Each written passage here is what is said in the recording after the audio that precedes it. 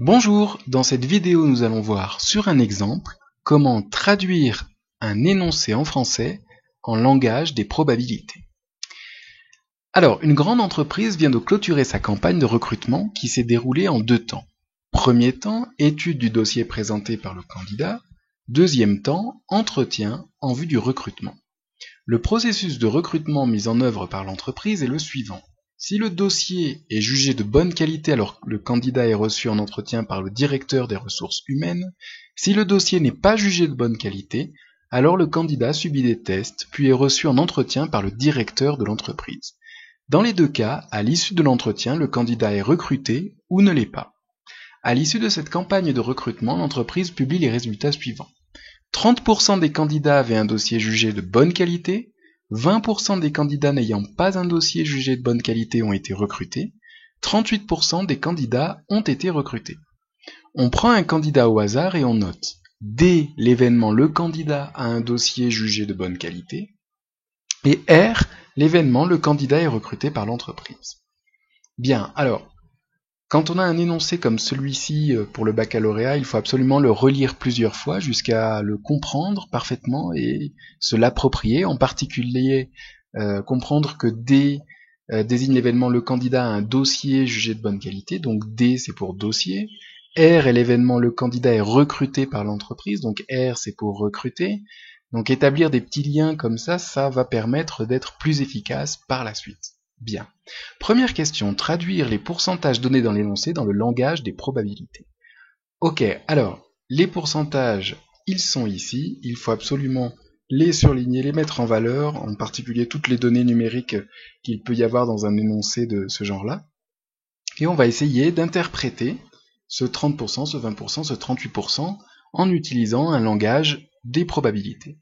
Alors, 30% des candidats avaient un dossier jugé de bonne qualité. Il faut toujours se poser la question par rapport à quel ensemble est relatif le pourcentage qu'on nous indique. Autrement dit, ce 30% signifie un 30% du total ou d'un petit morceau des candidats. Alors, d'après la phrase, 30% des candidats, ça signifie 30% de tous les candidats, et donc ça nous permet de comprendre que c'est un pourcentage global. Alors, du coup, ça pose beaucoup moins de difficultés que ce qu'on va voir par la suite, puisque on sait que D est l'événement le candidat a un dossier jugé de bonne qualité lorsqu'on prend un candidat au hasard. Donc, cette information de 30% nous indique que si on prend un candidat au hasard, il y a 30% de chance pour qu'il ait un dossier jugé de bonne qualité. Ce qui se traduit en langage des probabilités par P de D égale 30%. Ou encore la probabilité de l'événement D est de 0,3, 30% étant égal à 0,3. Bien.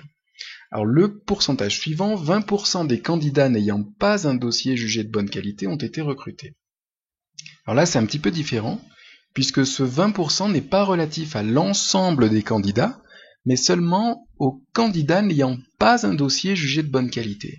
Donc c'est un peu comme si on mettait tous les candidats qui n'ont pas un dossier jugé de bonne qualité quelque part, et puis on regarde parmi ceux-là, ceux qui ont quand même été recrutés, et en fait parmi ceux-là, il y en a 20% qui ont été recrutés.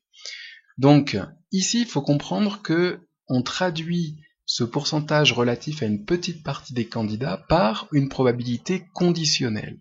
On sait déjà que le candidat qu'on prend au hasard, il est parmi les candidats qui n'ont pas un dossier jugé de bonne qualité. On sait que ce candidat n'a pas un dossier jugé de bonne qualité, on regarde quelle est la probabilité qu'il soit recruté. D'accord? Donc ici, c'est la probabilité de l'événement R, sachant que le candidat n'a pas un bon dossier, c'est-à-dire sachant D bar. P de R, sachant D bar, égale 0,2. Enfin, troisième pourcentage, 38% des candidats ont été recrutés. Ici, on est bien face à un pourcentage global, puisque c'est 38% de tous les candidats. Et donc, comme pour le premier cas, il n'y a pas de difficulté. P de R égale 0,38. Voilà. Deuxième question. Écrire en langage mathématique la probabilité que le candidat n'ait pas un bon dossier, n'ait pas un dossier de bonne qualité et ne soit pas recruté par l'entreprise. Donc ici, il y a un mot très très important, c'est le mot « et ». D'accord ? Ça signifie que on cherche la probabilité qu'un candidat réunissent deux caractéristiques, d'une part qu'il n'ait pas un dossier de bonne qualité, et d'autre part qu'il ne soit pas recruté par l'entreprise. D'accord? Alors, une question, est-ce que cette probabilité, comme tout à l'heure, fait référence à la totalité des candidats ou à une partie? Eh bien ici, quand on relit la phrase, la probabilité que le candidat n'ait pas un dossier de bonne qualité et ne soit pas recruté par l'entreprise, on n'a aucune information sur le fait qu'on ne choisit que des candidats qui n'ont pas un bon dossier ou qui ne sont pas recrutés par l'entreprise. Au contraire, on a quand même l'impression que parmi tous les candidats, on regarde ceux qui cumulent les deux caractéristiques, mais c'est parmi tous les candidats. Donc il ne s'agit pas d'une probabilité conditionnelle, mais de la probabilité d'une intersection, puisque l'intersection permet de traduire un cumul de propriétés, de caractéristiques, et donc ici c'est la probabilité que le candidat n'ait pas un bon dossier, c'est-à-dire de l'événement D bar, et de l'événement ne soit pas recruté, c'est-à-dire R bar. On écrit ça P de D bar inter R bar, le inter signifiant et. Voilà. Troisième question. Écrire en langage mathématique la probabilité qu'un candidat soit recruté, sachant que son dossier est jugé de bonne qualité. Alors là encore, un mot-clé très important, sachant que, qui signifie que finalement on n'est pas relatif à l'ensemble des candidats, mais seulement aux candidats dont le dossier est jugé de bonne qualité. On va s'intéresser à la probabilité qu'un candidat soit recruté, sachant qu'on sait à l'avance que ce candidat a un dossier jugé de bonne qualité. Donc là, il s'agit d'une probabilité conditionnelle, on sait quelque chose, et bien on sait quoi? Que le dossier est jugé de bonne qualité, c'est-à-dire que l'événement D est réalisé. Et on va s'intéresser à la probabilité que le candidat soit recruté, c'est-à-dire à P de R, sachant D. Quatrième question. Exprimer en français le sens de P de D inter R. Alors les correcteurs vont absolument chercher le mot « et » dans votre traduction en français de cette probabilité. Donc il faut le faire apparaître, le souligner ou ce que vous voulez, mais en tout cas, on va chercher le mot « et ». Donc ici, c'est la probabilité qu'un candidat cumule deux caractéristiques. C'est d'une part qu'il ait un dossier jugé de bonne qualité et que le candidat soit recruté par l'entreprise.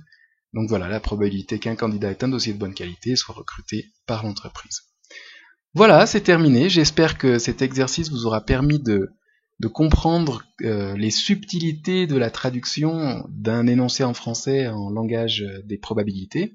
Et j'espère que vous pourrez utiliser tout cela de façon efficace dans la résolution de vos propres exercices.